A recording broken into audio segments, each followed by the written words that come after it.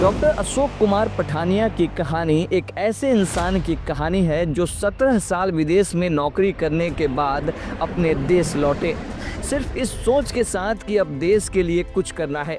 हिमाचल प्रदेश के कांगड़ा जिले के मल्हारी गांव में उन्होंने गृहिणी स्वयं रोजगार संघ की शुरुआत की और महिलाओं को स्वरोजगार से जोड़ने का बीड़ा उठाया।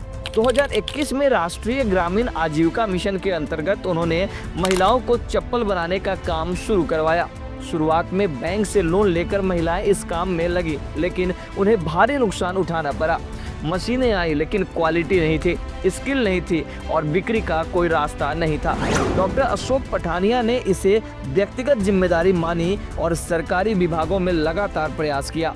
उन्होंने नाबार्ड और कृषि एवं ग्रामीण विकास बैंक से संपर्क किया और MEDP के तहत स्किल ट्रेनिंग शुरू करवाई। ट्रेनिंग के बाद महिलाओं ने क्वालिटी चप्पल बनाना शुरू कर दिया। अब समस्या थी बिक्री की।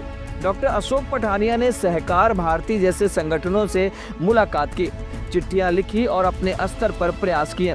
इसके बाद उत्तर भारत के कई राज्यों में इन चप्पलों की मार्केटिंग शुरू हुई। डॉक्टर अशोक पठानिया ने सिर्फ चप्पल निर्माण तक ही सीमित नहीं रखा, बल्कि महिलाओं को हर्बल साबुन, सिलाई, प्रोसेसिंग, खाद्य उत्पाद और हैंडीक्राफ्ट जैसी कई कार्यों से जोड़ा।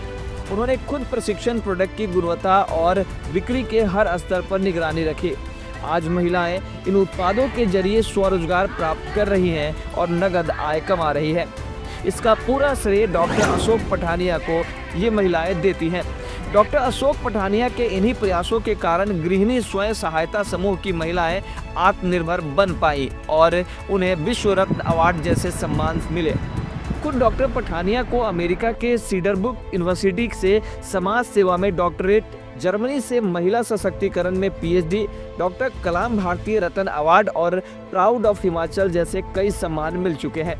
आज हर महिला के आत्मविश्वास, हर प्रोडक्ट में गुणवत्ता और हर बिक्री की रणनीति के पीछे डॉक्टर अशोक पठानिया का संघर्ष और संकल्प है। एक देश को मैसेज देना चाहता हूँ कि AI के ज़माने में बेरोजगारी को अंकुश लगाने के लिए हर घर स्वरोजगारों को अपनाएं, ताकि विदेशों में मैंने देखा, मैं 17 साल विदेश में रहा हूँ, वहाँ पर देखा है कि हमारे बच्चे वहाँ पर स्टडी के साथ पार्ट टाइम जॉब कर रहे हैं। तो हम क्यों ना जहाँ पर भी अपने भारत में ऐसी चीज़ें करें कि स्टडी के साथ साथ हमारे बच्चे हैं जो पार्ट टाइम जॉब करें। क्योंकि बहुत से ऐसे परिवार हैं जिनकी आर्थिक दशा ठीक नहीं है और अपने बच्चों को पढ़ाना चाहते हैं, तो माँ बाप की भी हेल्प हो जाएगी। और विशेषकर रूरल एरिया में स्वरोजगारों की बहुत ही दिक्कत है। एक आदमी कमाता है तो सारे ही उसके ऊपर डिपेंड हैं। तो क्यों ना हम जो घर का उन मातृशक्ति के आगे अनुग्रह कि घर का कामकाज करके जो पार्ट टाइम थोड़ा सा समय बनता है, तो सरकार की NRM राष्ट्रीय ग्रामीण आजीविका मिशन व नाबार्ड की बहुत सी स्कीमें हैं, DIC की बहुत सी स्कीमें जिससे आपको अनुदान, ऋण और ग्रांट्स भी मिलती हैं। तो बस चलने की ज़रूरत है। तो इसी के बाद लगभग 1 लाख महिलाएं हिमाचल से जुड़ी हैं। यूपी लगभग हिमाचल भारत की कोई ऐसी स्टेट नहीं है कि जहाँ से 10 या 20 हज़ार महिलाएं हमारे इस ऑर्गेनाइजेशन से नहीं जुड़ी हो। उन्होंने यह दिखाया कि अगर इरादा मजबूत हो तो एक व्यक्ति भी पूरे समाज को बदल सकता है।